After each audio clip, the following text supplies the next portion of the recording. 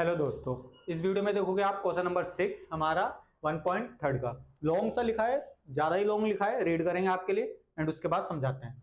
तो क्या लिखा है, look at several example. Simple सा क्वेश्चन है, एग्जांपल देने हैं। कैसे एग्जांपल ऑफ रेशनल नंबर के example in the form of p upon q, q not equals to 0 and where p and q are integers. Rational number के example देने, simple सा। आते हैं, कंडीशन क्या है, with no common factor other than 1। तो जो p एंड q है ना, उनके बीच में कोई कॉमन फैक्टर नहीं होना चाहिए। 1 आ जाएगा कॉमन फैक्टर, और कुछ नहीं। अभी समझाएंगे इसको। कॉमन फैक्टर 1 एंड भी डाला है, और भी कंडीशन है, हैविंग टर्मिनेटिंग डेसिमल एक्सपेंशन। और टर्मिनेटिंग डेसिमल एक्सपेंशन भी होना चाहिए। डेसिमल एक्सपेंस जब निकाले ना उस रेशनल नंबर का, वो टर्मिनेटिंग भी होना चाहिए। Can you guess what property Q must satisfied. तो इस टाइप से हमारा क्वेश्चन है। तो सिंपल सा देखते हैं हमारा।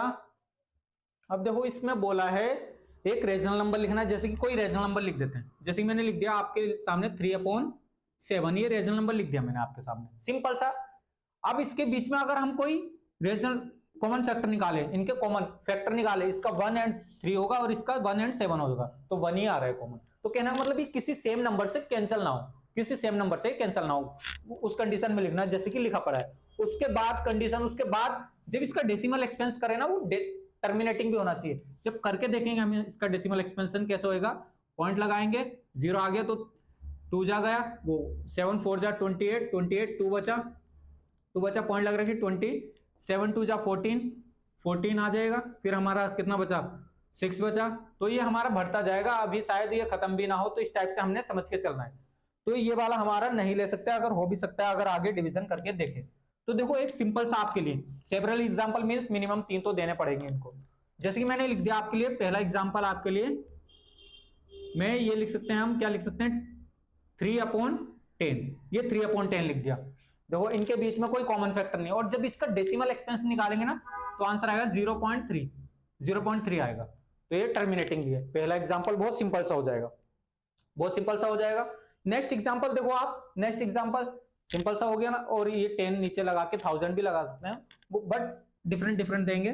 तो हमारा ये हम कर सकते हैं 2/5 भी हो सकता है। 2/5 को जब सॉल्व करेंगे, 2/5 को जब सॉल्व करते हैं, तो हमारा देखो ध्यान से, जब इसका डिवीजन करेंगे तो पॉइंट लगाएंगे तो कितना आ गया, 25 4 जा 20। तो ये भी टर्मिनेटिंग हो गया। Second example. थर्ड देखो इसका, थर्ड देखो, थर्ड हमारा 3/2 लिखेंगे कि नहीं, पहले इसको सॉल्व करके हो जाएगा, हो जाएगा बिल्कुल। कॉमन फैक्टर तो है नहीं इनके बीच में, 3 1 के अलावा कॉमन फैक्टर निकलेगा ही नहीं। तो हमारा जब इसका सॉल्व करेंगे, 2 1 जा 2, 1 गया, पॉइंट लगी, 10 बन गया, तो 2 5 जा 10। तो इस टाइप से ही और भी हो सकते हैं, और भी हो सकते हैं। जैसे कि फॉर द सेवरल बोला है उसने, कितने भी एग्जांपल दे सकते हो, एक्सेट्रा कर देना। जैसे कि हमारा 7/100 कर दूं, 7/100 को जब सॉल्व करें 0.07। तो ये तो बहुत सिंपल सा है। ये वाला एग्जांपल हमने इधर दे दिया था 10 के रेफरेंस में, तो एक्सेट्रा लिख सकते हो, ETC। ये हमारे सेवरल एग्जांपल हो गए। देखो, क्वेश्चन को दोबारा रिपीट कर देते हैं आपके लिए। रेशनल नंबर लिखना है, और उसके आगे तो हमने पढ़ा ही नहीं था, what property Q must say, और क्यू मस्ट सेटिस्फाइड, क्यू कभी 0 नहीं होना चाहिए भाई।